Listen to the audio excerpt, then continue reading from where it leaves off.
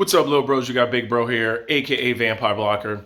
Now, if you like the gems and truths I'm dropping, keep returning, leave some comments on this video. But I'm going to drop some truths on you have people out there like Lucky Lopez, Ray and Zach, Aubrey Janik. I have nothing bad to say about them. The only thing I will tell you is take their advice with a grain of salt. Their channel, when they make videos on Carvana, is to get you off the real point of Carvana. Meaning, each one of them in some way or another, they're trying to sell you something. They're all linked to the private sector of car selling and car dealerships and making profit from cars. So therefore, they're against big wholesalers like Carvana. But believe it or not, they want them to go out of business.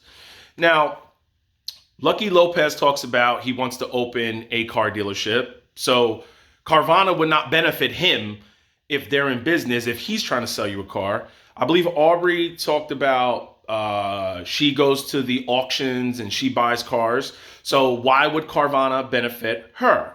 Now, Ray and Zach.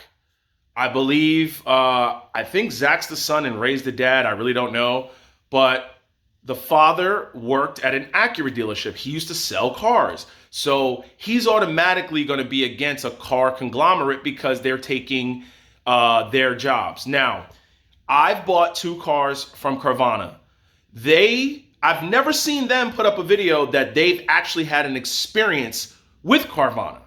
I've had experiences with them. Now, they like to bring up things like their stock price is going to $1 and they're losing money. One has nothing to do with the other. Stock price has nothing to do with getting the car you want.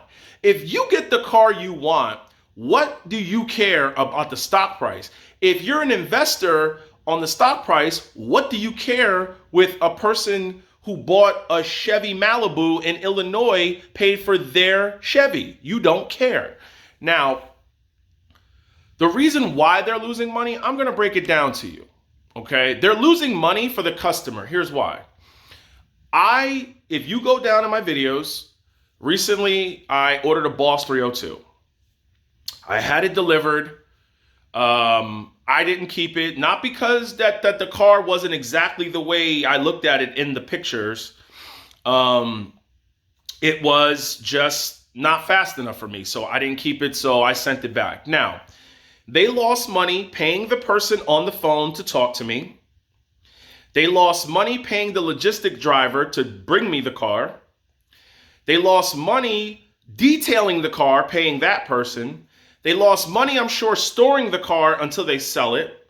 They lost money putting a full tank of gas in the car, okay, just to bring it to me.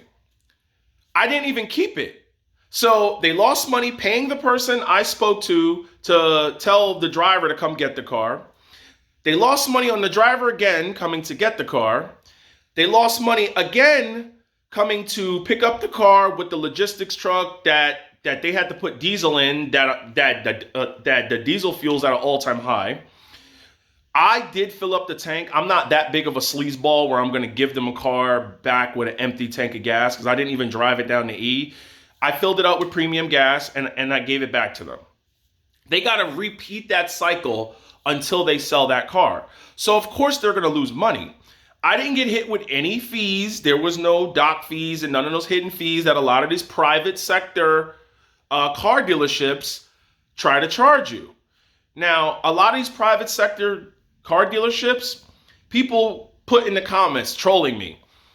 But you overpaid for the car. Once you leave that finance guy, you pay just as much as you would have paid for Carvana. Because chances are a lot of you got suckered into the extended warranty.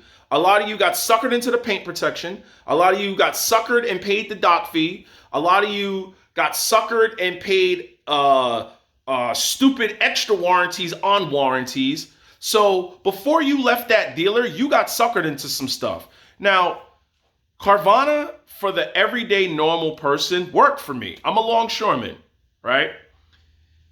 If you're a single mom or you're a business person or you don't have a lot of time, What better way is it to have a car delivered to you? They disclosed all the little scratches, by the way. A lot of these slimy car dealerships, they don't even do that. I went and looked at cars and they hid photos where there's damage on a car that they don't put in a photo, and then you waste your gas, your time, go all the way there, and there's damage on the car. At least Carvana takes pictures of every little scratch, if the seat is worn, if there's blemishes and stuff like that. And they give you 90 days, like 5,000 miles on the car. If anything goes wrong, they cover it. The first thing they said to me was, is there any problems with the car? Why you're not keeping it? You could bring it to the mechanic of your choice and we will pay the bill.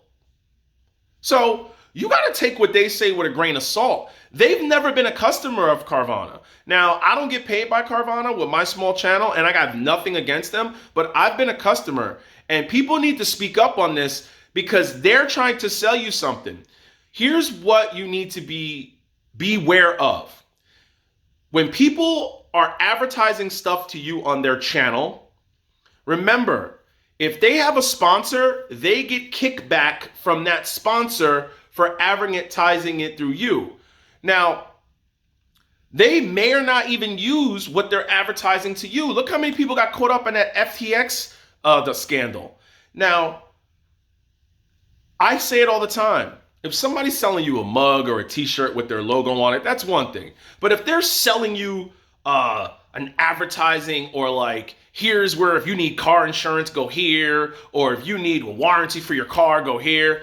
You got to be careful with that because they're making out off the back of you. Now, I came to YouTube not trying to make money. Like I said, I'm going to have a pension, okay? My job is going to pay me very lucratively when I leave. I'm a longshoreman.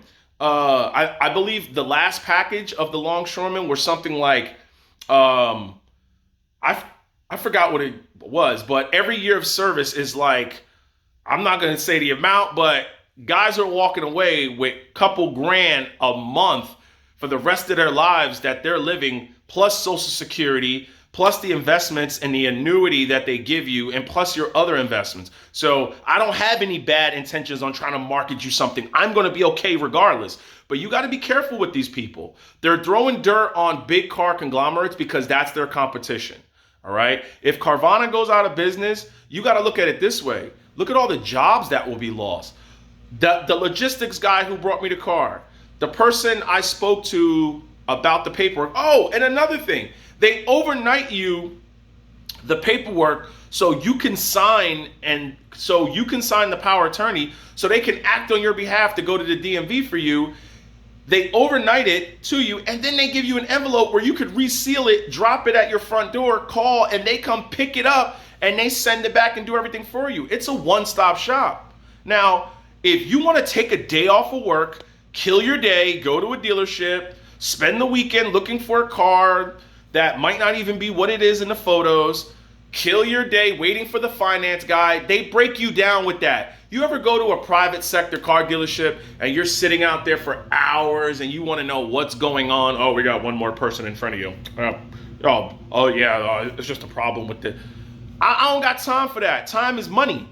If I'm going to pay an extra $1,500 on the car, okay, I don't care because I don't got to take a day off of work. I make that in a day. Why am I going to take the day off of work, kill a day, and then get a car and just not even be happy with it, and now I can't send it back? So no regrets. This was just my thoughts on their channels. You got to be careful with people like that. They always have other motives. They're not doing it for the best of you. They sell cars and they want them to go out so they get the business of Carvana. Get it?